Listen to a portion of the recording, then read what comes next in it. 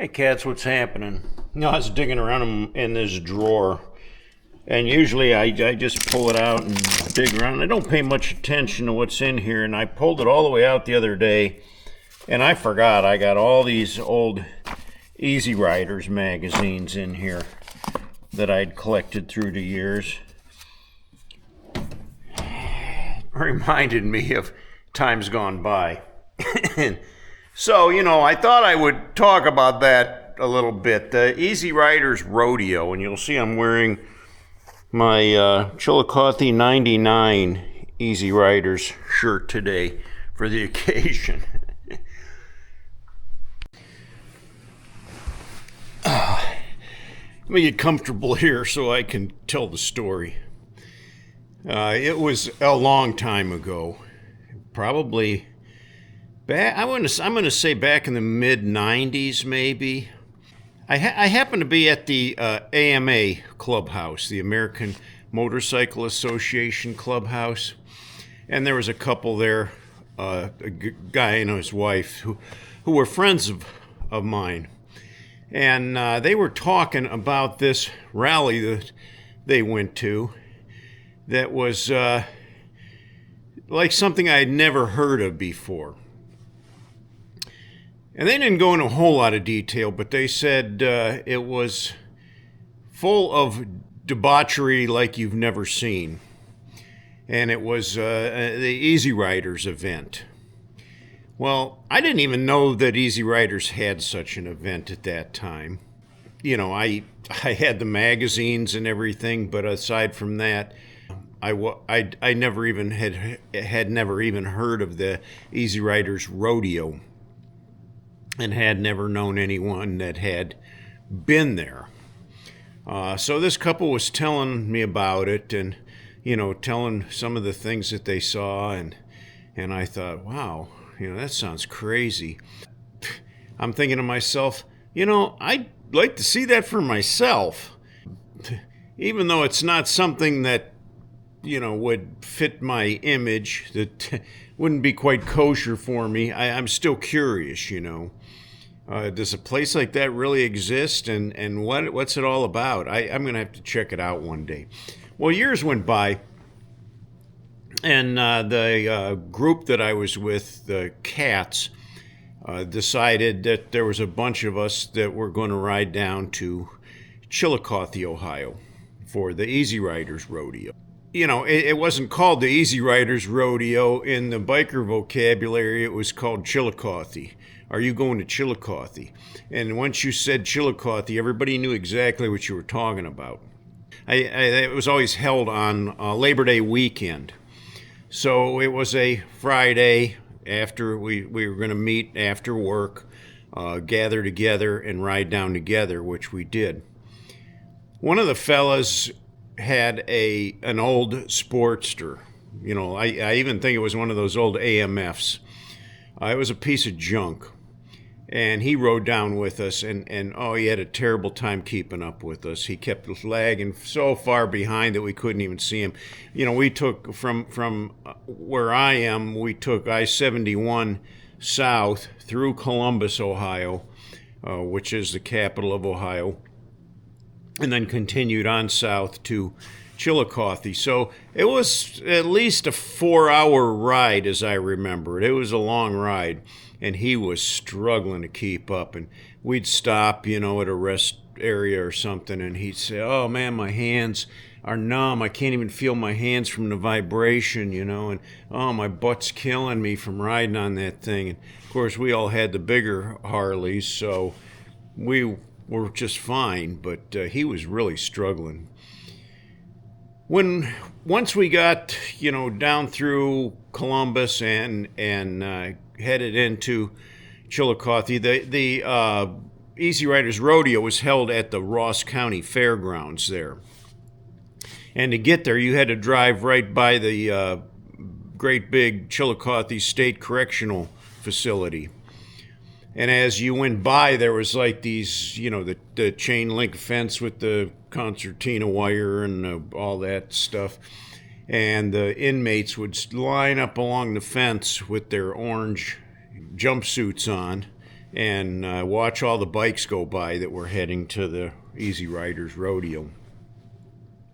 Now, when you got to the fairgrounds there, you couldn't access to get into the fairgrounds directly. You had to go over to this field where they had these semi-trailers that had box office windows in them. And you'd have to go up there and pay for your weekend, and they'd give you a wristband to put around your wrist. And once you had a wristband on, then you could ride back out onto the street and go down to the fairgrounds entrance and hold up your arm so they could see that you had a wristband, and they would wave you on through. When we first arrived there and into the fairgrounds, it was obvious right away that it was crowded, like wall-to-wall campers, and it wasn't just motorcycles. There were trucks and RVs and trailers and everything you can think of, campers and tents, and just a sea of people camping out there for the weekend. And so we rode around a little bit, and then we ended up going farther outside of the fairground itself. I mean, you have the fenced-in fairground area where they normally have all the activities and everything outside of that fenced-in area is all usually reserved for parking. You have parking lots, and outside of that you have parking fields that just go on, in every direction. And everything outside of the fairground itself, all these parking fields was a sea of campers.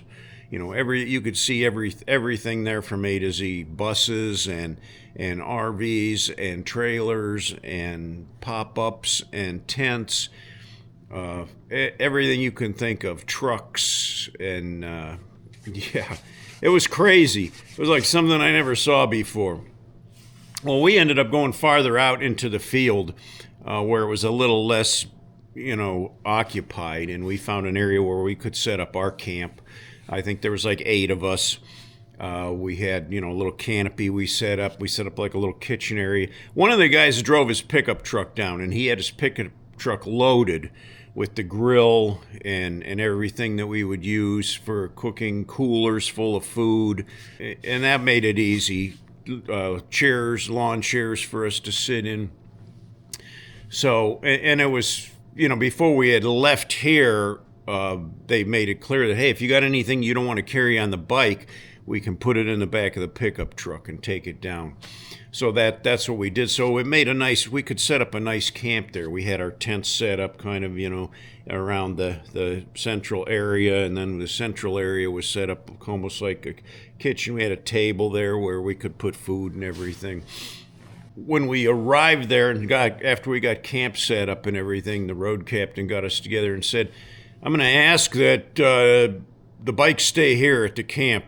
If you want to go indulge in the activities out there, leave the bike here, because I don't want anybody getting hurt. Well, I didn't know what he was talking about. I thought, whatever,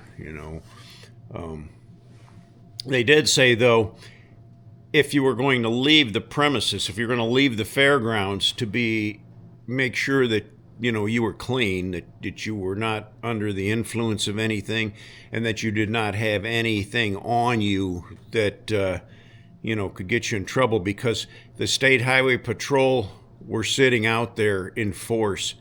Like, they'd pull over everybody that left the fairground. It was, yeah. And if they went through your stuff and they found something, you're going in handcuffs. And, I was clean. I didn't have anything other than beer. I had brought a bunch of beer because at the time I was a beer drinker. I had one of those insulated tubes like that I could slide I think maybe 4 beers in and sling it over my shoulder. And then I took off walking through the rodeo, the festival, the rally, whatever you'd want to call it. Inside the fairground itself, they had some vendors set up there. the typical leathers and boots and things like that. The bikers might be interested in bandanas and things, belts. They had limited food vendors there. It wasn't like the county fair. I think they had the one of the buildings where they served pancakes or something for breakfast or whatever. And then another one had burgers or pizza. Maybe that was about it. But they had a bike show in one of the buildings with all the custom motorcycles. If you went up into the grandstands where the big track was, they had events going on there all day. They had the trike pulls, kind of like a tractor pull, but the trikes are modified and they have the big wheels on the back that dig into the dirt and they pull the sled up. They had barrel racing. They had bar stool races. They had bar stools with motors on them, and you got to go in around the hay bales. And then they had a central stage there too, with where bands would play. And in the evening, I had the privilege of seeing the Marshall Tucker Band. Yeah, there was a lot to do if you wanted to get involved in some of those things or just sit and watch. There was always something going on. But outside of the fairground, in the campground areas, that's where all the debauchery was going on. Of course, people were drinking like there was no tomorrow. As you walked by the camps, some people had their camp set up pretty elaborately, where some people just, was pretty much basic. They'd bring, kiddie pools and fill it with water, and they'd be laying around in their kiddie pools. Usually, sometimes with very limited amount of clothing on, put it that way. And the people that were there were a sight for sore eyes, but they were laying there with their beers, just having a good old time. Some people, they put like a tarp in the back of their pickup truck, a plastic tarp, or like Visqueen plastic, and they'd fill the back of their pickup truck up with water, and they'd lay in that like a little miniature swimming pool. But there was other things, as you walked around there. I happened to walk by one camp that there had to be at least 6 women that were camped there. Just women. There was no men in their camp. And as I was walking by, they said hi, and I said hi, and I stopped, and they said, where are you from? And we started a little conversation, and they invited me into their camp for a hamburger. They said, hey, we got some hamburgers cooking. You want it? And right away I thought, wow, I didn't bring any food. I was mooching off of the guys back at our camp that had brought food. So I was eager to take these girls up on their offer. And I sat down and enjoyed a really good hamburger with them and just made some, small talk discussion. And that was kind of fun. And then I excused myself and kind of went on my way. But as I'd walk around the campground, I'd walk past their campsite numerous times, and there was one little skinny gal that seemed to be attracted to me. But I had to carefully dodge that one, and the other girls were almost like trying to fix her up with me, but I wasn't interested in getting involved in any way, shape, or form with any of these women. I was just, there for the food, I guess you'd say. Out in the camp area, there was like a big loop that went around, like a paved loop. And there was a parade that went around that loop like 24/7, like all day and half the way through the night. Kind of counterclockwise, they'd go around and around. When I say parade, it was like anything goes. Some people had four-wheelers or quads. Some people just had a good old garden tractor. Some people would ride their motorcycles. And some people would just walk wearing all kinds of different costumes, if I would say, or lack of clothing. Some of them were butt naked, just walking around the parade, around and around, drinking, carrying on. you could just go up to the sideline and stand in one place while this parade just kept going by, and you never knew what you were going to see next. I saw some really interesting things, but I also saw some not so good things. I watched one guy tried to do a burnout on a chopper, and the back tire grabbed and the thing took off on a wheelie, and he jumped off, and the chopper spun around like a top right into the wall of people there and knocked them over like bowling pins. I don't know if anybody was really injured too bad in that one, but there was another guy, another clown on a Ultra, and he decided he was going to smoke his tire in front of everybody. Now the street, the little street there, or the alley, was lined both sides of it with people, and so this guy starts smoking his tire, and the tire grabs, and the bike lurches off, side swipes a kid on a four-wheeler, and I think the kid broke the kid's leg. He does a face plant on the asphalt. His bike, smashed and spun around on the road there. And he got up, and his face was bloody, his nose was broken, and, rather than face the consequences, he just got up, lifted his bike up, turned around, and took off. And really, it was like that wherever you went. It was like anarchy. Like, there was no law. Well, there was a couple of sheriffs there in a golf cart that would ride around patrolling the area, putting around. But I never saw them get out of the golf cart for anything. I think they were there more or less for show, and I think they realized that this party was already out of control and there wasn't anything they could do really to slow it down. It even got worse as the evening came, because that's when the real debauchery started. I mean, people had been drinking all day, and this was like Friday afternoon, not long after we had arrived there. And you just saw more and more crazy things. I saw guys fist fighting. I saw, more nudity. I saw things that I wouldn't even repeat that, people were involved in. There was one camp I went by where I recognized some of my friends, and they were involved in something there.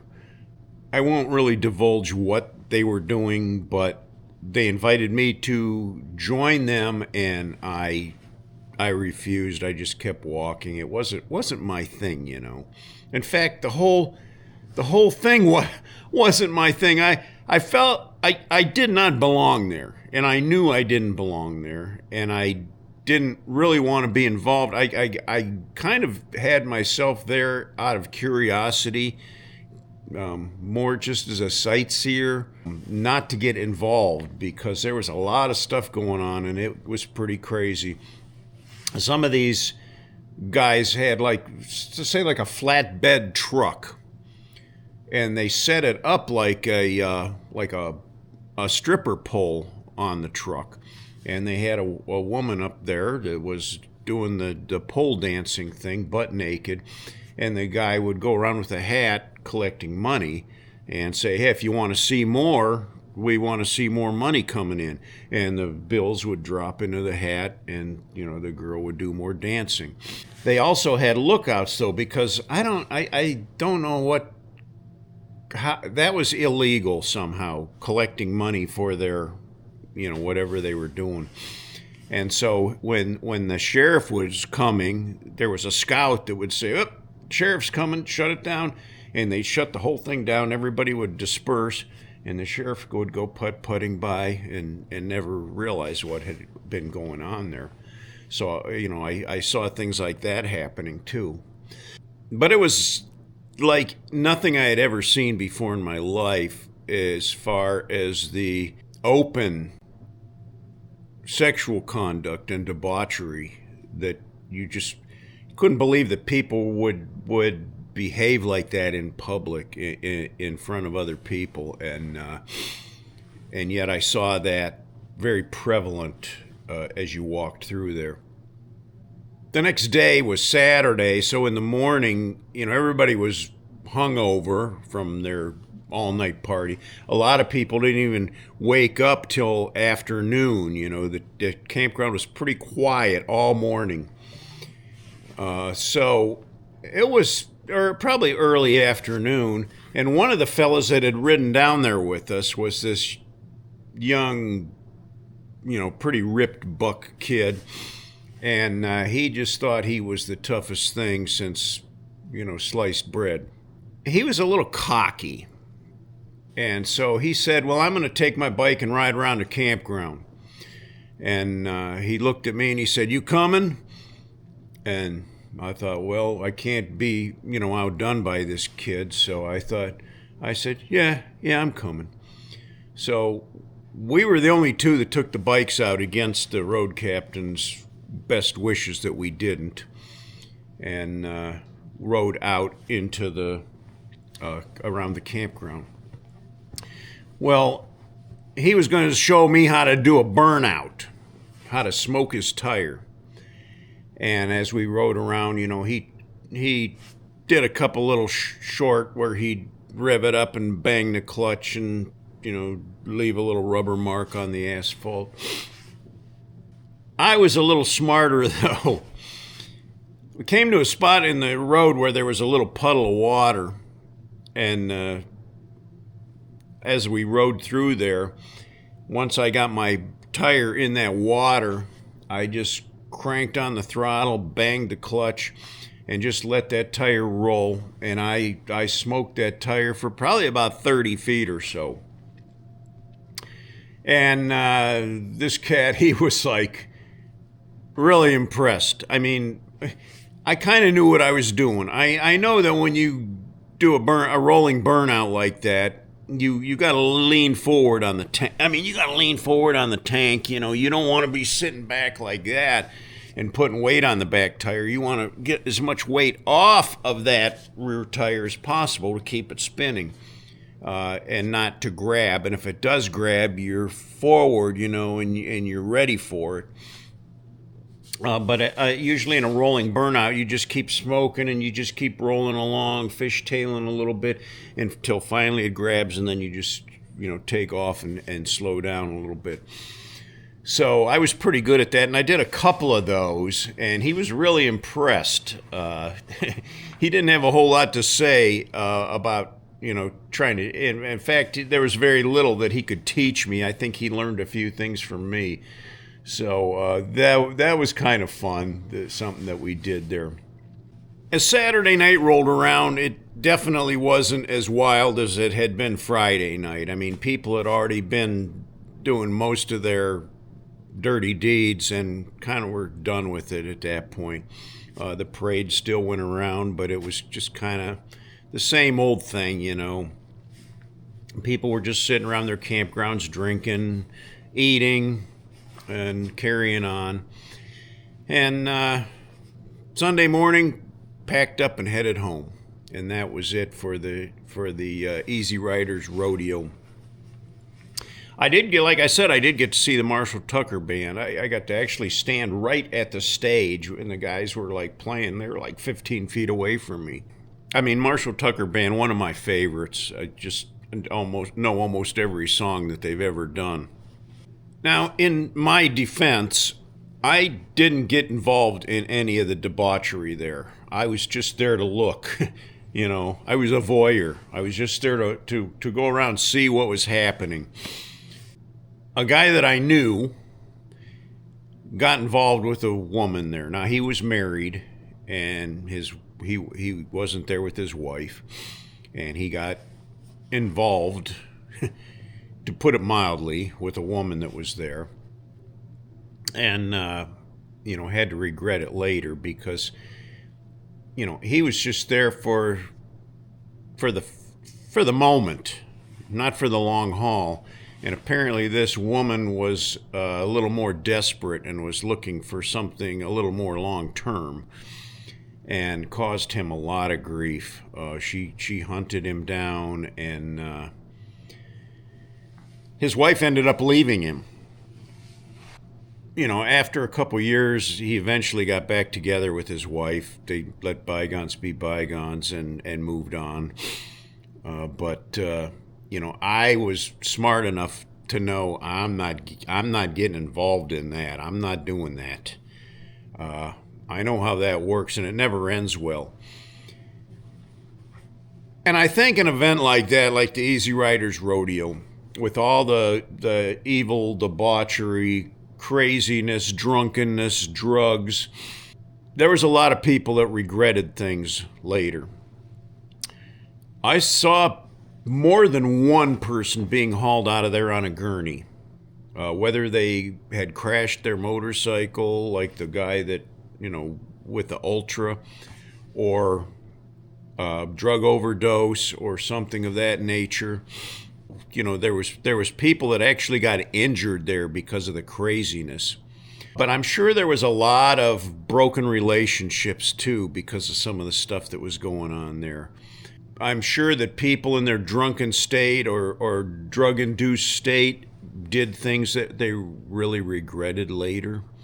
I didn't have to worry about that myself because I didn't involve myself in that kind of stuff. But from what I saw, I can tell you for sure there was probably some broken relationships after that, after attending that thing.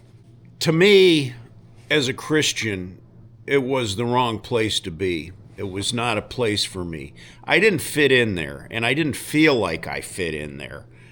I have enough wisdom to know when there's trouble and when to walk the other way, and that I did. But why I was even there, sometimes I question myself, like, why did I come here?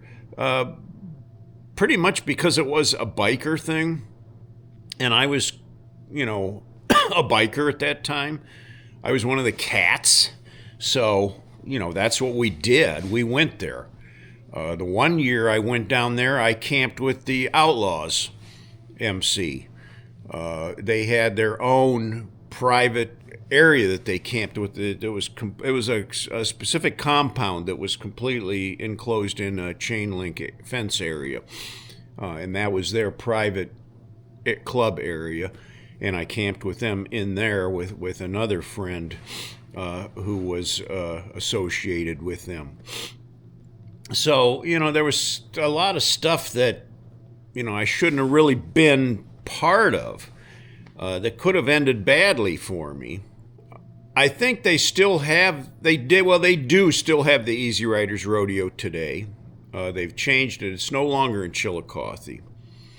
I believe it's in Bloomville, Ohio. I've never been back, so I couldn't tell you if it's the same. I don't know of any of my friends that go to that anymore.